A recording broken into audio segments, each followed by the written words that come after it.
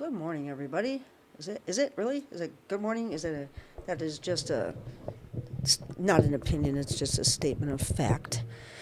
Oh my God. So our president illegally and unconstitutionally we invaded Venezuela this morning. They pulled the president and his wife out of bed in the middle of the night and arrested them and flew them to the United States, where I'm sure they're all having a little lunch because Bibi Netanyahu's also here. He's got his what do you call them? His sycophants and succadicts himself. Bibi's got his own. Going on CNBC yesterday and calling for the limiting of our free speech, not their free speech like in Israel, our free speech right here in the United fucking States of America. He stood there. Well, yeah, we must do it because we must do it to protect it. We must limit it. We must control all of the social media. I mean, he's saying that. So I'll see if I can find that clip. For now, I want to talk about this asswipe today. Not for. There we go. And it was an assault like people have not seen since World War II. It was a force against a heavily fortified military fortress in the heart of Caracas to bring outlaw dictator Nicolas Maduro to justice, used to launch a spectacular assault. And it was an assault like people have not seen since World War II. It was a force against a heavily fortified military fortress. Since Iran, maybe? Since Syria? To bring since Yemen? Nicolas Maduro to justice, used to launch a spectacular assault. Yeah. That's what that asswipe says. Okay. Tom Joseph says this morning, Trump's dementia deterioration is really severe. He's posting like it could happen today that doctors have just reported he's in perfect health and he aced his third cognitive test, except he said the same thing a month ago on December 1st after his fake physician. Yeah, I remember that. The White House doctors have just reported. Like, just reported? Really? I don't probably have to tell everybody. Nobody gets advanced imaging unless they're looking for something, unless they're monitoring the progress of something, say, right? So I knew this back in 2023, 2024, when he was constantly talking about these cognitive tests. Like he just takes one for fun every week. Nobody takes that many cognitive tests. He's probably got dementia, my opinion. I'm obviously not a doctor. But he's bad. I mean, he's bad off. You can play clips of him from God, just when he was asked about the Bible verses. Oh, no. No, it's personal to me. The Bible is very personal to me. No, I don't know. I just can't tell you. No, it's personal. Just that clip to how he's speaking today. He's obviously deteriorating. Obviously. Okay, so he's got perfect health, cognitive, no other president or previous vice president. I think AOC has already said, I'm sure Kamala Harris would do it. I think even Joe Biden would do it with brain cancer and sorry, I just blew everybody out, and whoop this wannabe motherfucking dictator's ass. I would like to see it on live television. Can we do that? Oh, I think that would be great. I would love to see this on live television. He needs to be on live television taking a Montreal cognitive test. Please do it. Please do it with AOC and another low IQ individual. That would be Jasmine Crockett, you say? Everything he does is projection. So when he says low IQ, he's talking about his own IQ. I'm sure he's taken IQ tests because he's a malignant narcissist. Of course he's taken IQ tests. And he's not exceptional at all, which is why he keeps talking about it. God, this guy is so obvious. And I also want to talk about, more importantly, Jack Smith. Now, Jack Smith is forbidden by corrupt Judge Aileen Cannon, who Trump appointed, and she single-handedly kind of threw the classified docs case off the rails for Donald Trump, for him. You know, of course it's transactional. She's probably looking at a Supreme Court judgeship, which, yeah, let's see how that works out for you. Judge Aileen Cannon. What a corrupt piece of garbage down there in the Southern District of Florida. She's been sitting on the second report that has to do with the classified documents. So Jack Smith wrote a report about the election subversion case and about the classified docs case. He believes and has said that he had enough evidence to secure a conviction at trial beyond a reasonable doubt. Yeah, so anyway, he's forbidden for now to discuss the really big crimes Trump committed with the classified documents. Espionage, yeah. This exchange from Smith's House testimony shows he's holding back something huge. Smith already said in October 23 court filing. I remember that.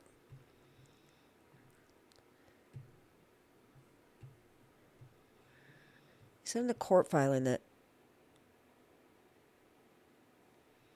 he knew what Trump was doing with the classified docs and would prove it in court. Well, the answer is in Smith's final report that's being hidden by Judge Cannon, and it destroys Trump. Obviously, Trump shared or sold classified docs with U.S. adversaries. For sure. He tried to answer. He just couldn't answer. He was barred from answering. And he said, I don't want to run afoul of the injunction. There's an injunction. Yes. So he will talk about it.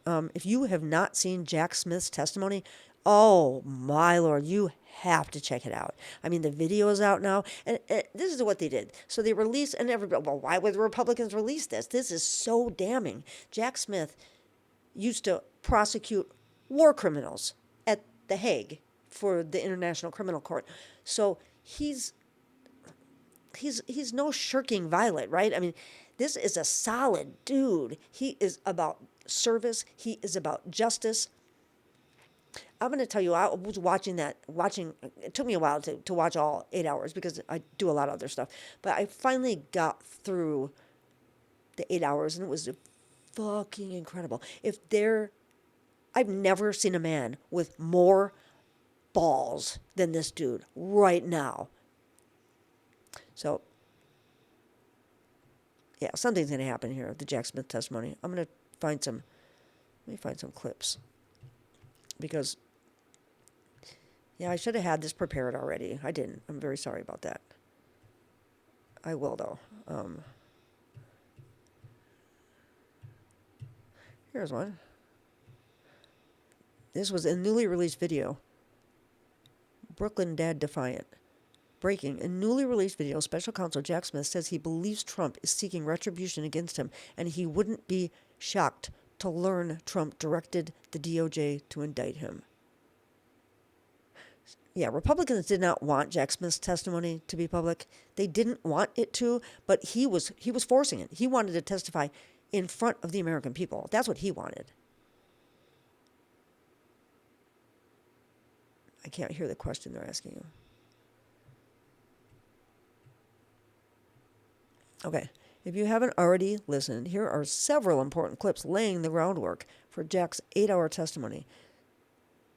Smith most certainly appears to be a credible, truthful witness. He does. He appears to be an incredible witness. He does. Sorry about that. Let me see. See what we can do this? Can we do this?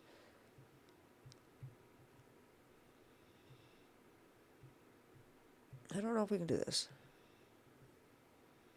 But the president's statements that he believed the election was rife with fraud, those certainly are statements that are protected by the First Amendment, correct?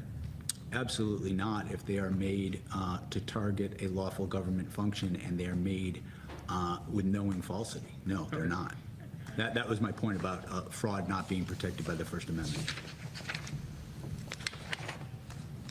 I mean, there's a long list of disputed elections. I mean, the election of 1800, 1960, year 2000, where candidates believe they were wronged by the, because they lost.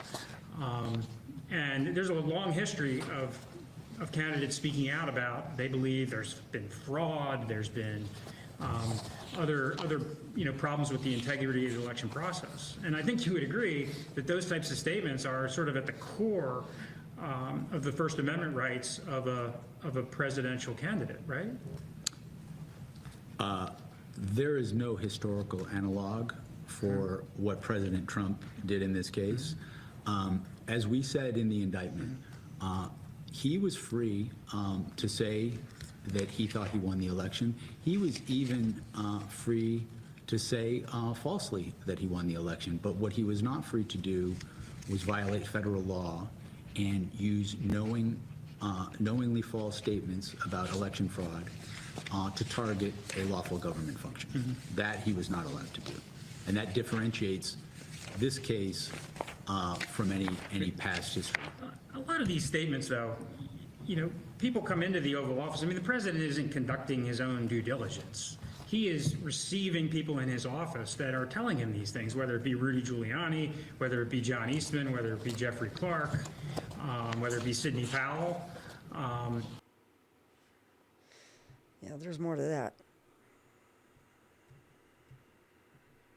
Thank you. Mr. Smith, you had some remarks as well? Yes, thank you. Thank you for the opportunity to discuss my work as special counsel. I was taught as a young prosecutor to follow the facts and the law, and to do so without fear or favor, to do the right thing the right way for the right reasons.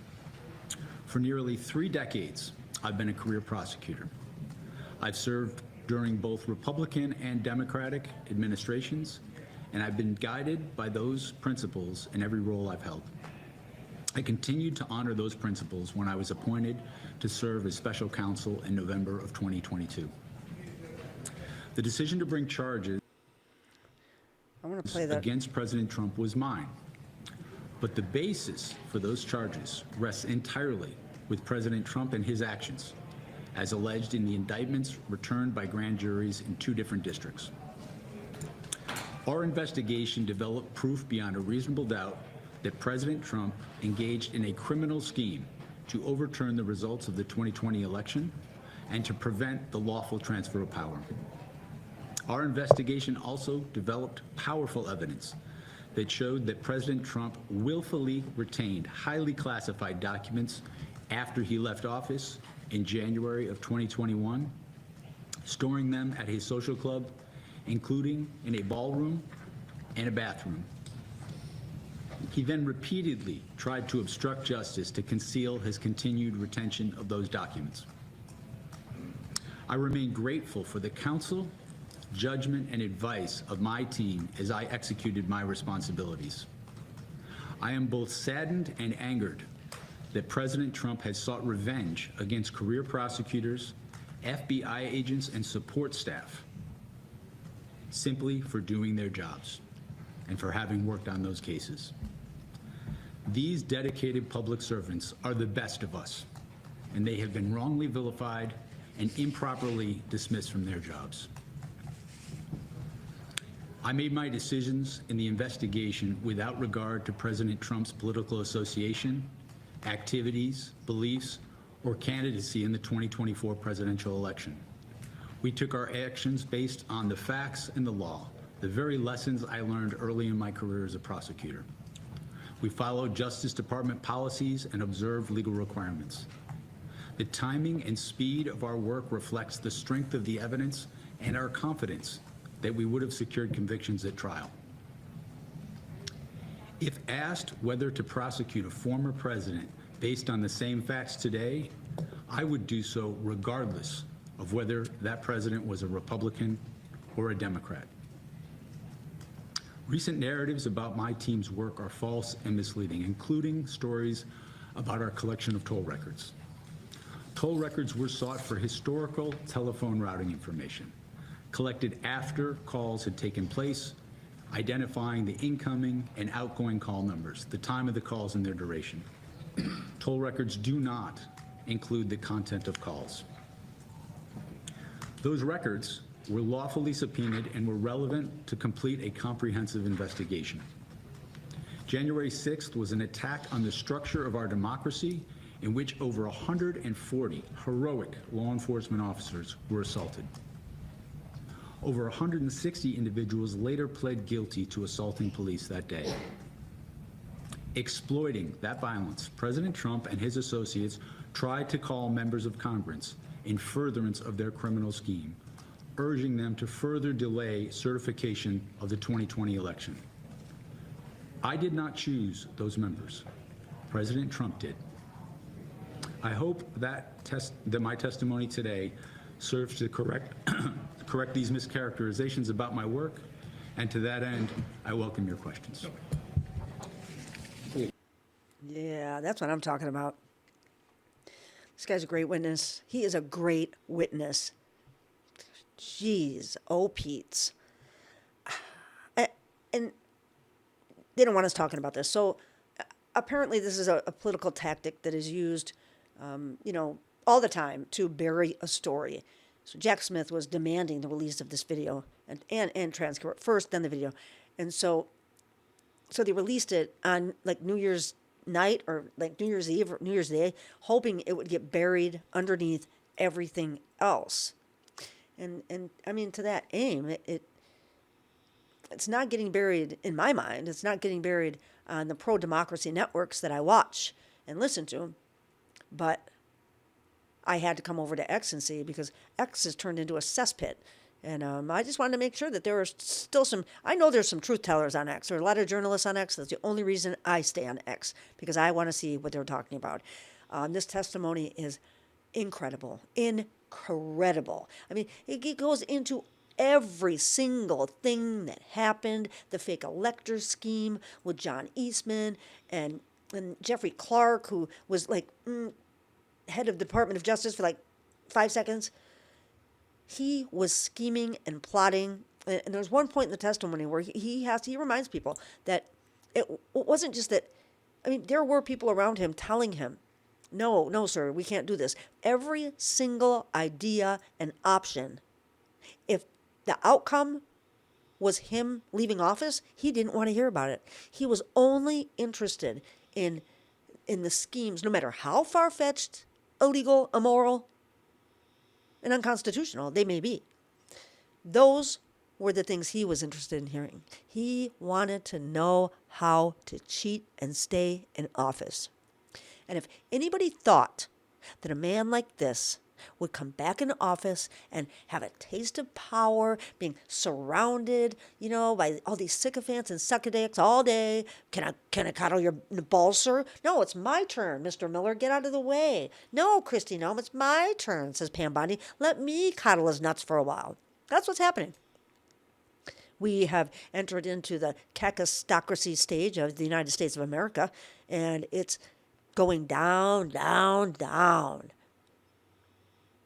Things are bad.